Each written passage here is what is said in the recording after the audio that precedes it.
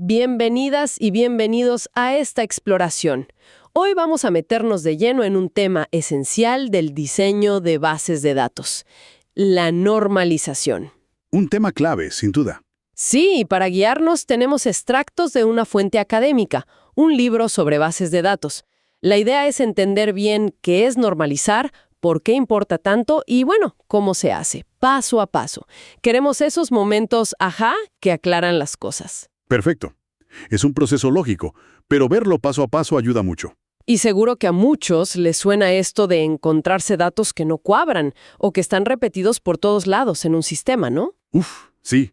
Un clásico. Bueno, pues la normalización busca justo evitar eso. Así que vamos a ello. Vamos. Es fundamental para que la base de datos sea fiable. Para empezar por lo básico, ¿qué es lo que buscamos lograr con la normalización?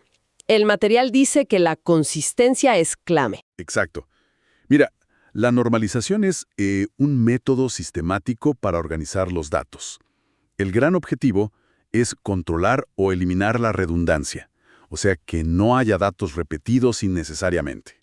Claro, no tener la misma información en 20 sitios distintos. Eso mismo. Y de ahí se derivan las metas principales. Primero, minimizar esa redundancia. Segundo, asegurar la consistencia, ¿Consistencia en qué sentido? en que si un dato cambia, idealmente se actualiza en un solo lugar. O si está en varios sitios, de forma controlada, pues que el sistema lo maneje bien, ¿no? Con actualizaciones automáticas, en cascada, como menciona el texto. Entiendo. Y tercero, súper importante, evitar las anomalías. Problemas que surgen al querer insertar, borrar o actualizar datos en tablas que, bueno, no están bien estructuradas.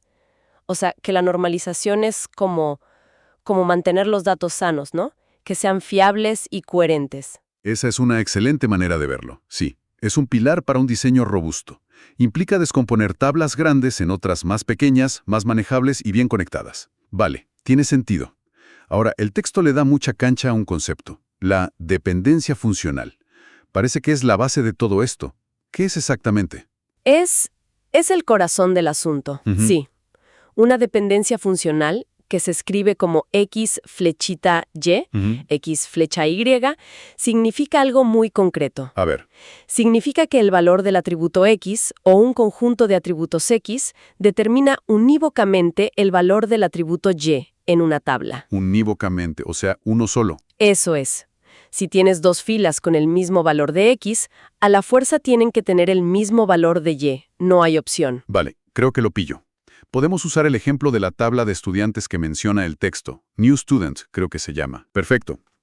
En esa tabla New Student, Stud ID, Last Name, Major, Credits, Status, SOCSECNO, el Stud ID, el identificador del estudiante, es único. Ajá. Entonces, ese Stud ID determina funcionalmente el apellido, la carrera, los créditos y así. Tenemos dependencias como Stud ID, funcionalmente Last Name, Stud ID, funcionalmente Major. Si sé el ID, sé el apellido, punto. Es como decir, si sé tu número de identificación, sé tu nombre sí o sí, ¿no? Exactamente, esa es la idea. Y fíjate un detalle interesante que apunta la fuente. El determinante, la X, no tiene por qué ser la clave primaria ni ser único por sí mismo en toda la tabla. Ah, no. No necesariamente. Podría ser que los créditos, credits, determinen el estatus, status. Por ejemplo, si de 0 a 30 créditos eres novato, de 31 a 60 sophomore, etc. Ahí tendríamos credits funcionalmente status. Varios estudiantes pueden tener 30 créditos, pero esos 30 créditos siempre significan novato. Ah, vale, entendido. No toda dependencia sale de la clave principal. Y menciona algo de dependencias triviales también, ¿no? Sí, brevemente. Son las obvias, donde Y ya es parte de X. Por ejemplo, Stud ID, last name, claro que lo determina, ya está incluido. Son triviales, no nos aportan mucha información nueva para normalizar. Nos interesan las no triviales. Clarísimo. Y esto de las dependencias nos lleva directo a las claves, ¿verdad? Súper claves. Candidatas, primarias. Correcto. Las claves son para identificar filas de forma única. A ver, repasemos rápido. Correcto. Las claves son para identificar filas de forma única. A ver, repasemos rápido. Una superclave es cualquier conjunto de atributos que te permita identificar una fila sí o sí. Puede que le sobren atributos, pero identifica. Ok. Una clave candidata es una superclave pero mínima. Le quitas un solo atributo y ya no identifica de forma única. Puede haber varias en una tabla. Vale, la mínima expresión, exacto. Y la clave primaria es simplemente la clave candidata que el diseñador elige como la principal para esa tabla. Y ojo, regla de oro, no puede tener valores nulos. Eso es la integridad de entidad. Importantísimo eso del nulo. Y las claves externas o foráneas. Esas son las que conectan todo, ¿cierto? Fundamentales. Una clave externa o foránea key es un atributo o varios en una tabla que hace referencia a la clave primaria de otra tabla. Son el pegamento. El pegamento. Me gusta. Sí. Establecen las relaciones y aseguran la integridad referencial. Es decir, garantizan que no puedas, por ejemplo, meter una venta de un cliente que no existe en tu tabla de clientes. La referencia tiene que ser válida. Ok, ya tenemos las herramientas, dependencias y claves. Ahora sí, ¿cómo es el proceso de normalización? El libro muestra una jerarquía: 1FN, 2FN, 3FN, FN, BC. Se empieza por la primera. Así es un proceso secuencial. Va subiendo escalones y cada forma normal añade reglas más estrictas. Vale. Empezamos con la primera forma normal 1FN. El requisito es básico: que todos los atributos sean atómicos. Atómicos. Que cada casilla de la tabla contenga un solo valor. No puedes tener una lista de teléfonos en una sola celda, por ejemplo. Tienes que tener un valor único y simple. Ah, ok. En realidad, las bases de datos relacionales ya exigen esto por definición, así que cualquier tabla relacional normalita ya está en 1FN. Es el punto de partida. Entendido. Es la base. ¿Y la segunda forma normal, 2FN, qué busca arreglar? La segunda forma normal, 2FN, ataca un problema específico que aparece cuando tienes claves primarias compuestas, o sea, formadas por más de un atributo. Ajá. Para estar en 2FN, primero tienes que estar en 1FN, claro. Y además, todos los atributos que no son parte de la clave primaria tienen que depender funcionalmente de la clave primaria completa, no solo de un trozo. Quiere eliminar las dependencias parciales. Suena un poco abstracto. ¿Un ejemplo para aterrizarlo? Imagina una tabla de notas, register, donde la clave es class no, stud ID, número de clase y ID de estudiante. Si en esa misma tabla pones, por ejemplo, el apellido del estudiante, stud last name, Ok. el apellido depende solo del StuIDR, ¿verdad? No tiene nada que ver con la clase en sí. Claro, pues eso es una dependencia parcial. El apellido depende solo de parte de la clave primaria, compuesta. La 2FN dice, ese apellido no va aquí. Ya veo. El atributo está como colgado de solo una parte de la clave y la solución. Descomponer, separar. Creas una tabla para los estudiantes, Stu, con StuID, StuLastName, etc. Quizás otra para las clases, Class, con ClassNo, el profesor FacID, etc. Y la tabla Register se queda solo con la clave compuesta ClassNo, StuID, y lo que depende de ambos, como la nota Grade. Entendido. Sacar lo que no depende de la clave completa. Vale. Y la tercera forma normal 3FN. La tercera forma normal, 3FN, va un pasito más allá. Primero, estar en 2FN. Y segundo, eliminar las dependencias transitivas. Dependencias transitivas. ¿Qué es eso? Ocurre cuando un atributo que no es clave depende de otro atributo que tampoco es clave, en lugar de depender directamente de la clave primaria. Es como una dependencia indirecta a través de otro atributo no clave. A ver, ¿un ejemplo? Siguiendo con las clases. Vale. Imagina que en la tabla de clases, class2, que nos quedó antes, teníamos classNo, clave primaria, facID, ID del profesor, y facName, nombre del profesor. Ok. Sabemos que la clase determina al profesor. ClassNo lleva FacID. Y es lógico pensar que el ID del profesor determina su nombre. FacID lleva FacName. Sí, entonces el nombre del profesor, facName, depende de la clave, class no, pero indirectamente, a través del FAC-ID, que no es la clave. Eso es una dependencia transitiva. Class no lleva a FAC-ID y FAC-ID lleva a FAC-name. Ah, claro. La información salta de un atributo no clave a otro, como un intermediario. Exacto. Y eso también puede tener problemas de redundancia e inconsistencia. Si un profesor cambia de nombre, tendrías que buscar todas las clases que imparte para actualizarlo. Ya veo. ¿Y la solución para 3FN? Descomponer de nuevo. Creas una tabla para profesores, FAC, con FAC-ID, que sería su clave, y FAC-name. Y la tabla de clases, class 3, se queda con class no y FAC-ID, que ahora sería clave externa apuntando a FAC. Así, el nombre del profesor está en un solo sitio, dependiendo directamente de su ID. 1FN, valores atómicos. 2FN, no dependencias parciales en claves compuestas. 3FN, no dependencias transitivas. Parece una buena limpieza. ¿Y la forma normal de Boyce-Codd, FNBC? Es como la super tercera. Se podría decir que sí, es más estricta que la 3FN. La forma normal de Boyce-Codd exige estar en 3FN y añade una regla más potente. Para toda dependencia funcional, X o Y, que existe en la tabla, la parte izquierda, X, tiene que ser una superclave. O sea, de cualquier cosa que determine a otra, tiene que ser capaz, por sí misma o en combinación mínima, de identificar filas únicas. Eso es, cualquier determinante debe ser, como mínimo, una clave candidata o contener una. ¿Y cuándo se nota la diferencia con 3FN? Hay casos en que una tabla cumple 3FN, pero no FNBC. Sí los hay, aunque son un poco más rebuscados.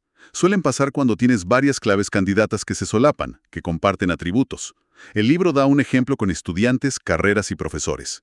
Si tienes una dependencia donde el determinante no es una superclave, por ejemplo, si el profesor determina la carrera, FAC-ID, mayor, y FAC-ID solo no es clave candidata, eso viola FNBC, aunque quizás la tabla sí cumplía 3FN. Vale, es como un ajuste fino final para asegurar que todas las dependencias partan de algo que identifica.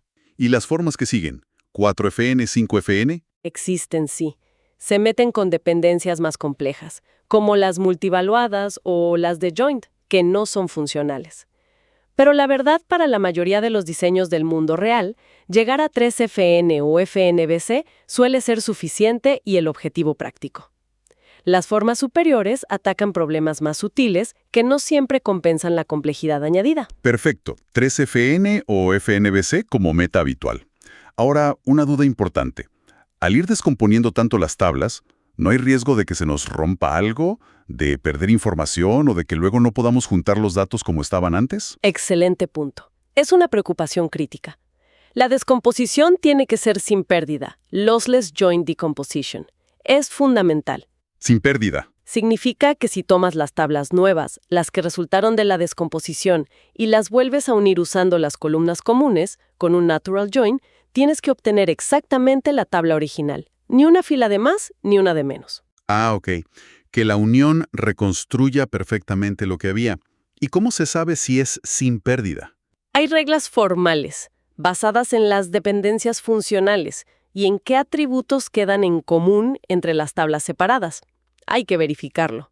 El texto incluso muestra un ejemplo de una descomposición mala, con pérdida, donde al juntar las tablas te inventas filas que no existían. Un desastre. Uf, sí, eso suena mal.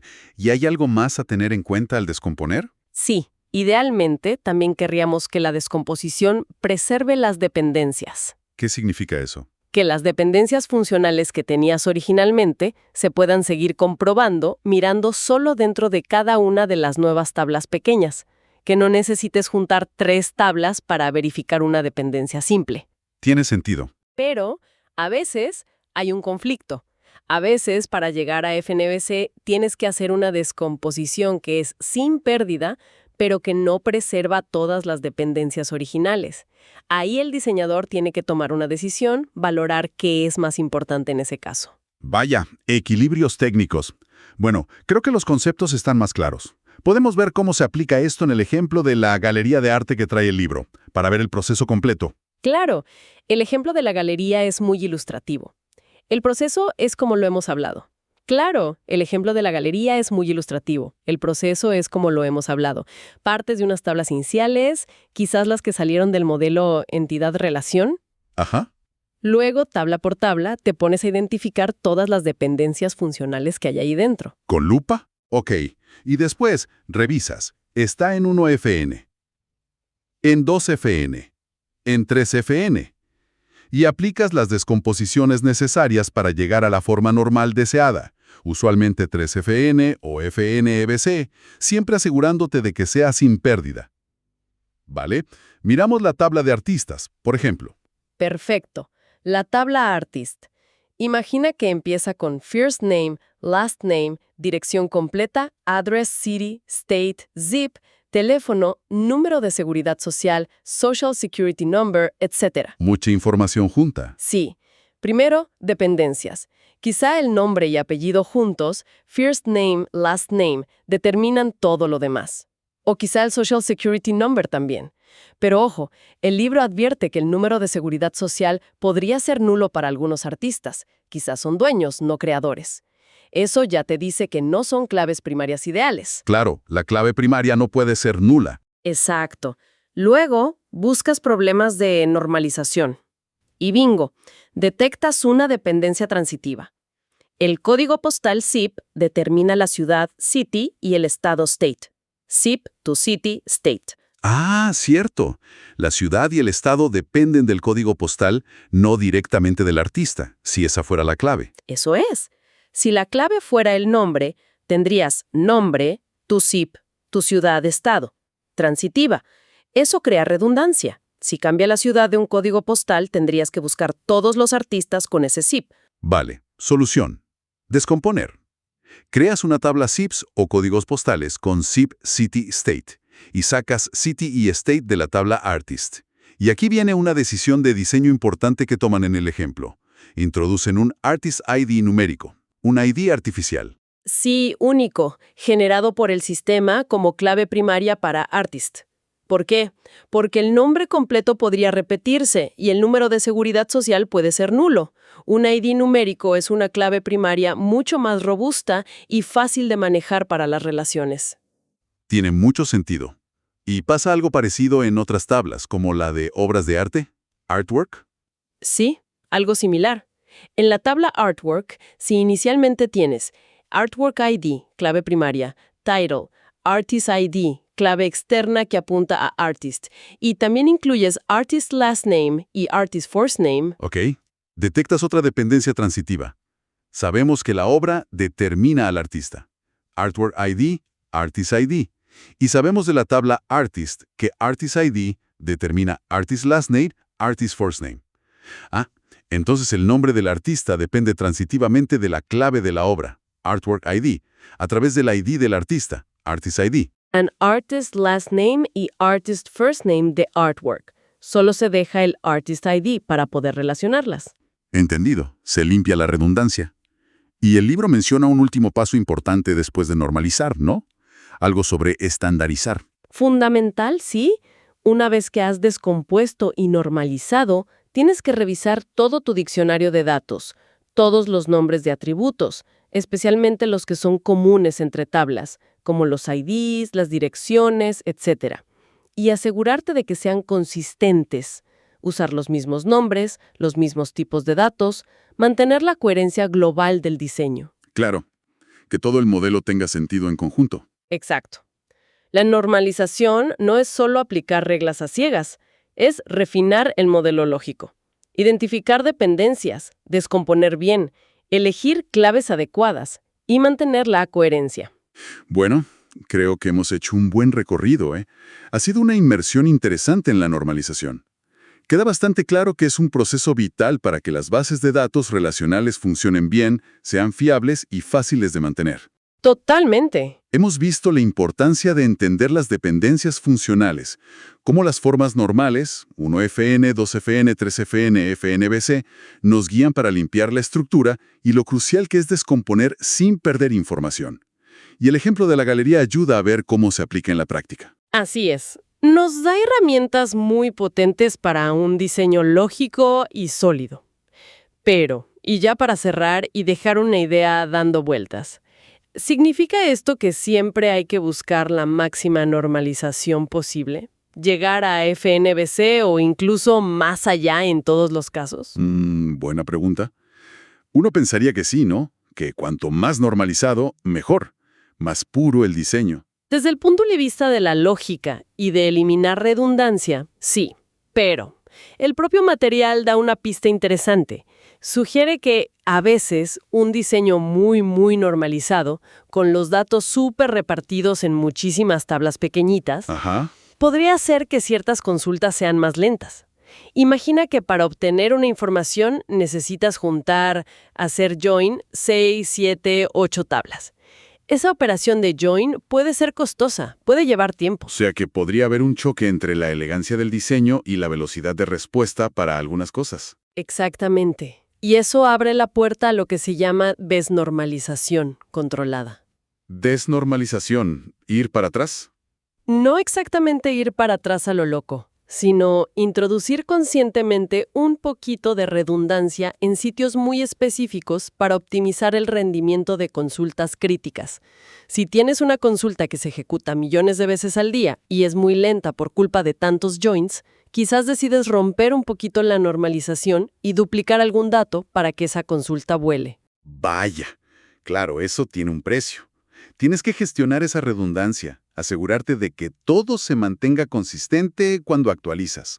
Es más complejo. Es un compromiso. Y esa es la reflexión final. ¿Qué priorizas? ¿La pureza estructural y la mínima redundancia a toda costa? ¿O estás dispuesto a sacrificar un poquito de esa pureza para ganar un rendimiento brutal en operaciones clave? Es una de las decisiones más pragmáticas y difíciles en el mundo real del diseño de bases de datos. No siempre hay una única respuesta correcta.